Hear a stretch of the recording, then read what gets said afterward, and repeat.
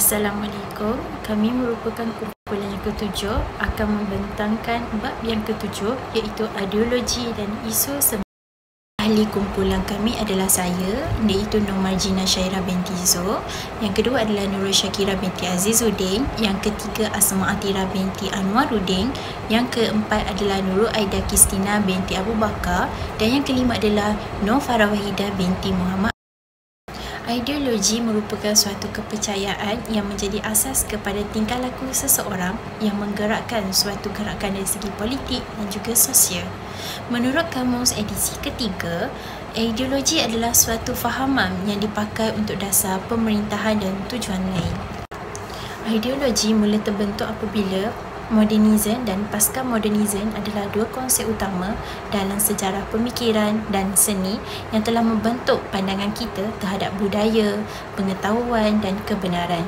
Kedua-duanya akan berkembang sebagai dasar kepada pemikiran ideologi terhadap konteks sosial, politik dan intelektual yang Latar belakang ideologi merupakan suatu sistem kepercayaan yang menjadi asas kepada tingkah laku seseorang. Menjelang revolusi perindustrian telah berlaku pertentangan antara intelektual barat dan juga golongan gereja. Pada waktu ini dikenali sebagai zaman gelap. Penentangan ini telah melemahkan kuasa gereja dan telah bermulanya zaman kebangkitan iaitu zaman Renaissance. Ilmu sains dan ilmu lain telah berkembang tetapi suasana baharu telah wujud yang bebas tanpa kokongan gereja.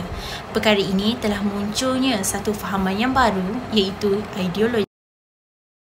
Ciri-ciri dan perkembangan ideologi adalah semua ideologi adalah hasil pemikiran, pengalaman dan juga kajian semata-mata. Yang kedua pula adalah menganggap bahawa agama tidak ada peranan dalam kesejahteraan manusia. Yang ketiga, sumber ideologi ialah manusia sendiri yang memainkan peranan. Segala yang bersifat metafizik. Seterusnya, saya akan membentangkan tentang cabaran ideologi relativisme pasca moden. Terdapat tiga aliran utama orientasi pemikiran masyarakat kontemporer.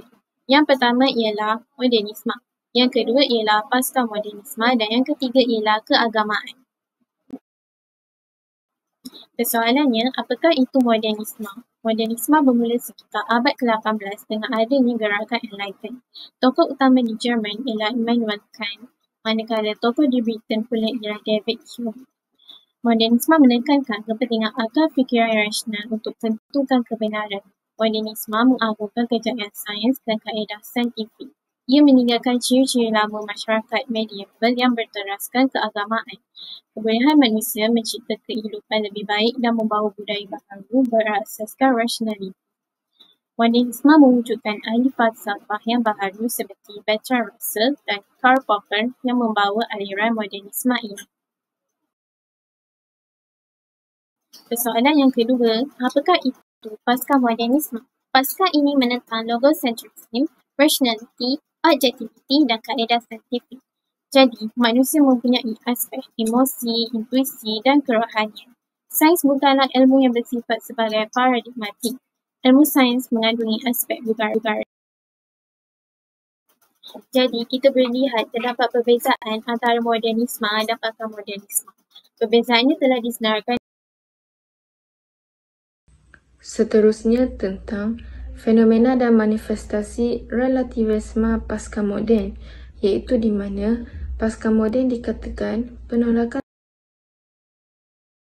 teori relativisme. Teori relativisme ini menolak sesuatu kebenaran yang objektif dan menganggap kebenaran itu boleh dilihat dari pelbagai sudut. Hal ini membuktikan kebenaran bukannya bersifat sesuatu yang mutlak.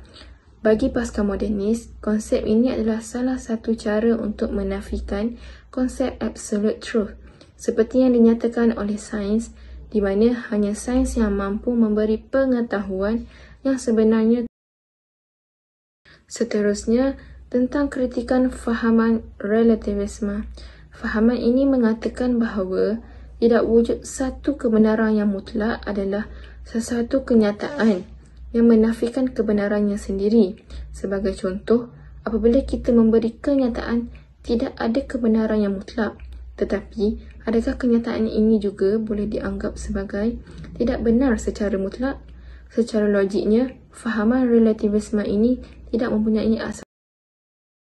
Akhir sekali tentang cabaran ideologi relativisme pasca moden yang terbahagi kepada 3, iaitu seni dan budaya, teknologi dan ekonomi, serta politik.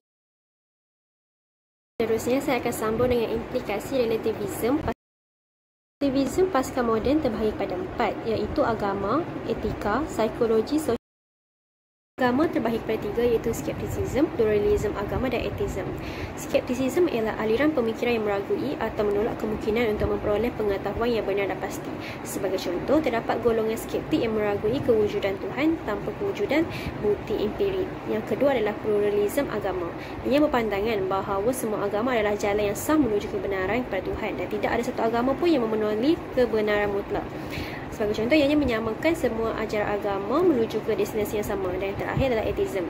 Atheism adalah kepercayaan atau pandangan bahawa Tuhan atau Tuhan-Tuhan tidak wujud. Ianya berpendapat bahawa menolak agama dan hidup berdasarkan logik akal semata-mata. Etika terbahagi kepada 4, iaitu relativism, etika dan moral, hedonism, masyarakat sebagai pemutus nilai dan narcissism. Relativism, etika dan moral berpendapat bahawa baik dan buruk bergantung kepada budaya, individu atau situasi dan tiada nilai moral yang mutlak untuk semua. Manakala hedonism pula berpandangan bahawa hidup yang mengutamakan keseronokan dan kenikmatan sebagai matlamat utama kehidupan. Manakala masyarakat sebagai pemutus nilai adalah berpandangan bahawa nilai buruk atau nilai baik atau buruk ditentukan oleh masyarakat, bukan oleh agama, akal atau prinsip mutlak. Yang juga menganggap sesuatu dianggap sebagai betul atau salah bergantung kepada penerimaan majoriti dalam masyarakat. Manakala narcissism adalah sikap atau sifat terlalu mencintai diri sendiri secara berlebihan, seringkali disertai dengan rasa bangga, pentingkan diri dan kurang. Yang ketiga adalah psikologi dan sosiologi. Ia terbahagi pada 4, iaitu pluralism seks, penafian hakikat insan, masyarakat membentuk individu dan pendidikan politically correct. Pluralism seks adalah pandangan yang mengiktiraf dan menerima pelbagai orientasi seksual, identiti jantina dan gaya hidup seksual sebagai sah dan setara tanpa menganggap satu bentuk lebih betul daripada yang lain. Sebagai contoh, penerimaan terhadap hubungan sejenis seperti LGBTQ sebagai norma sosial. Yang kedua, penafian hakikat insan. Ia berpandangan yang menolak ciri sebenar manusia seperti nilai rohani, moral dan tanggungjawab serta melihat manusia ini sebagai makhluk fizikal atau biologikal semata-mata. Sebagai contoh, manusia ini dianggap sebagai tiada tujuan hidup dan wujud hanya secara kebetulan. Dan yang ketiga adalah masyarakat membentuk individu. Ianya berpendapat bahawa individu dibentuk melalui pengaruh masyarakat sekeliling, termasuk budaya, norma, pendidikan, media dan interaksi sosial. Sebagai contoh, gaya berpakaian dan bahasa dipengaruhi oleh trend dalam komuniti. Dan yang terakhir adalah pendidikan politically correct. Ini adalah pendekatan dalam sistem pendidikan yang mengelakkan sebarang kenyataan ataupun istilah atau pandangan yang dianggap menyinggung, mendiskriminasi atau tidak sensitif terhadap mana-mana golongan. Seperti tidak membincangkan isu-isu sensitif secara terbuka seperti perbezaan agama bagi. Yang terakhir adalah politik dan ekonomi. Yang terbahagi kepada 3, iaitu politik pasca kebenaran dan anarki. Yang kedua adalah politik identiti dan yang terakhir adalah jurang ekonomi dan peminggiran. Politik pasca kebenaran dan anarki adalah keadaan di mana politik, di mana emosi, kepercayaan peribadi dan maklumat palsu lebih mempengaruhi pendapat awam atau rakyat berbanding faktor objektif atau kebenaran. Sebagai contoh, pemimpin menyebarkan maklumat yang salah untuk menarik sokongan daripada rakyat dan rakyat lebih mempercayai teori konspirasi daripada bukti saintifik.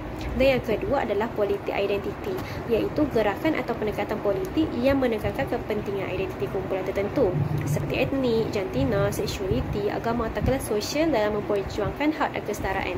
Yang bermaksud di sini seperti gerakan hak asasi manusia yang memfokuskan hak golongan etnik ataupun kaum minoriti. Dan yang terakhir adalah jurang ekonomi dan peminggiran. Dan ini adalah perbezaan pendapatan, kekayaan dan peluang ekonomi antara kumpulan kaya dan miskin dalam masyarakat. Sebagai contoh, perbezaan pendapat agama dan tradisi terhadap relativisme. Relativisme pasca moden membawa beberapa cabaran besar kepada agama dan tradisi. Antara cabarannya, penolakan terhadap kebenaran mutlak agama dan tradisi yang biasanya berasaskan nilai mutlak. Contohnya, dalam Islam kebenaran datang daripada wahyu Allah. Tetapi, pasca modernisme menganggap semua kebenaran adalah relatif. Ini menjadikan ajaran agama dilihat sebagai satu pandangan pribadi sahaja, bukannya satu kebenaran universal. Yang kedua, kemerosotan autoriti agama dan budaya. Dalam masyarakat tradisional, tokoh agama dan adat memainkan peranan penting dalam membimbing masyarakat. Tetapi dalam kerangka pasca moden, autoriti ini dipersoal dan kadang-kala ditolak. Orang mula lebih percaya kepada suara hati atau pendapat media sosial daripada krisis identiti dan nilai dalam kalangan generasi muda. Apabila semua pandangan dianggap betul, ramai anak muda hilang arah dan tidak tahu apa yang hendak dijadikan sebagai pegangan. Ini menyebabkan kekeliruan nilai, contohnya soal moral, batas pergaulan atau cara hidup yang semuanya menjadi kabur. Yang keempat, normalisasi gaya hidup yang bertentangan dengan nilai agama. Dalam dunia pasca moden, gaya hidup liberal dan individualistik dipromosikan sebagai hak peribadi. Ini menyebabkan amalan seperti seks bebas, LGBT dan penolakan institusi keluarga menjadi perkara yang boleh diterima walaupun bercanggah dengan ajaran agama. Walaupun berdepan dengan pelbagai cabaran, agama dan tradisi tidak berdiam diri. Antara respon yang diambil ialah menegaskan semula nilai asas yang tidak berubah. Banyak institusi agama menekankan kembali prinsip asas seperti akidah, akhlak dan tanggungjawab sosial sebagai benteng menghadapi kekeliruan zaman. Dalam Islam, misalnya, ulama menegaskan pentingnya kembali kepada Al-Quran dan Sunnah sebagai panduan hidup yang tetap. Selain itu, menggunakan media moden untuk menyebar mesej agama. Pendakwa hari ini lebih aktif di media sosial seperti Instagram, YouTube dan TikTok untuk mendekati golongan muda. Mereka menggunakan pendekatan yang lebih relevan dan mudah difahami tanpa mengorbankan. Seterusnya, pendekatan hikmah dan dialog terbuka. Dalam menghadapi masyarakat yang berbeza pandangan, respon agama tidak semestinya dengan kekerasan. Ramai ilmuwan menggalakkan dialog, menjelaskan kebenaran dan hikmah dan menunjukkan keindahan agama melalui akhlak dan tindakan. Yang terakhir, perbaharuan pemikiran tajdid dalam ruang yang dibenarkan syarak. Dalam tradisi Islam, terdapat konsep tajdid iaitu memperbaharui kefahaman agama mengikut zaman selagi tidak menyentuh perkara pokok. Ini menunjukkan agama tidak kaku tetapi bersedia berinteraksi dengan realiti. Di sini saya dapat simpulkan bahawa ideologi dapat membentuk manusia supaya berfikir berlandaskan ilmu dan pengetahuan. Ideologi adalah sesuatu bentuk pemikiran yang sebenarnya tidak sempurna, iaitu dia mengikut kepada keterbatasan pemikiran seseorang manusia.